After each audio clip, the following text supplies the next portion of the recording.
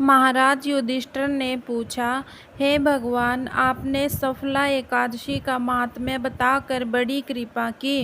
अब कृपा करके यह बतलाइए कि पौष शुक्ल एकादशी का क्या नाम है, उसकी विधि क्या है और उसमें कौन से देवता का पूजन किया जाता है। भक्त वत्सल भगवान श्री कृष्ण बोले, हे राजन, इस एकादशी का नाम पुत्रदा एकादशी है। इसमें भी नारायण भगवान की पूजा की जाती है। इस चर और अचर संसार में पुत्रदा एकादशी के व्रत के समान दूसरा कोई व्रत नहीं है। इसके पुण्य से मनुष्य तपस्वी, विद्वान और लक्ष्मीवान होता है।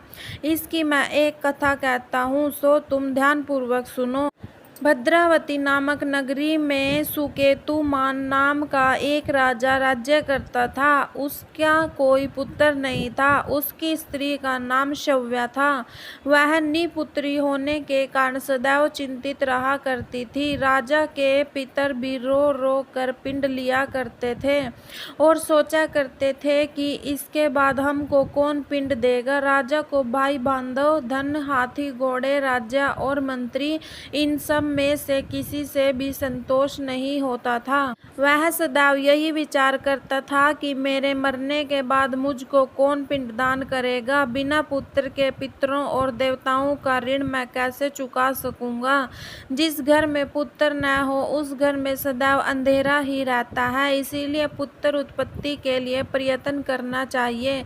जिस मनुष्य ने पुत्र का मुख देखा है वह धन्य है।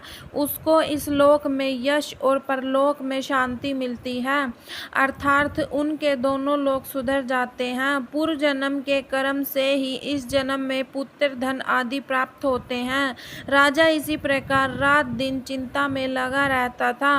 एक समय तो राजा ने अपने शरीर को त्याग देने का निश्चय किया, परंतु आत्मघात को महान पाप समझकर उसने ऐसा नहीं किया। एक दिन राजा ऐसा ही विचार करता हुआ अपने घोड़े पर चढ़कर वन को चल दिया तथा पक्षियों और वृक्षों को देखने लगा। उसने देखा कि वन में मृग, व्याघ्र, सूअर, सिंह, बंदर, सर्प आदि सब भ्रमण कर रहे हैं। हाथी अपने बच्चों और हथनियों के बीच घूम रहा है। इस वन में कहीं तो गीदड़ अपने कर्कश स्वर में बोल रहे हैं, कहीं उल्लू ध्वनि कर रहे हैं। वन में दृश्यों को देखकर राजा सोच विचार में लग गया। इसी प्रकार आधा दिन बीत गया। वह सोचने लगा कि मैंने कई यज्ञ किए, ब्राह्मणों को स्वादिष्ट भोजन से तृप्त किया, फिर भी मुझको दुख प्राप्त हुआ क्यों। राजा प्यास के मारे अत्यंत दुखी हो गया और पानी की तलाश में इधर उधर फिरने लगा। थोड़ी दूर पर राजा ने एक सरोवर देखा। उस सरोवर में कमल खिले थे तथा सारस, हंस, मगरमच्छ आदि विहार कर रहे थे। उस सरोवर के चारों तरफ मुनियों के आश्रम बने हुए थे। उसी समय राजा के दाहिने अंग फड़कने लगे। राजा शुभ शकुन समझकर घोड़े से उतरकर मुनियों को दंडवत प्रणाम करके बैठ गया। राजा को देखकर मुनियों ने कहा, हे राजन, हम तुमसे अत्यंत प्रसन्न हैं। तुम्हारी क्या इच्छा है सो कहो। राजा ने पूछा, महाराज, आप कौन हैं और किस लिए यहाँ आए हैं, कृपा करके बताइए।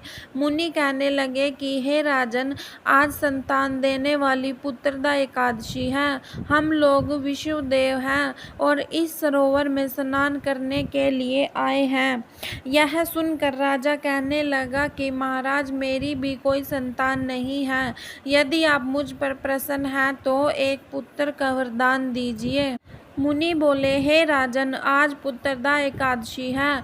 आप अवश्य ही इसका व्रत करें। भगवान की कृपा से अवश्य ही आपके घर में पुत्र होगा।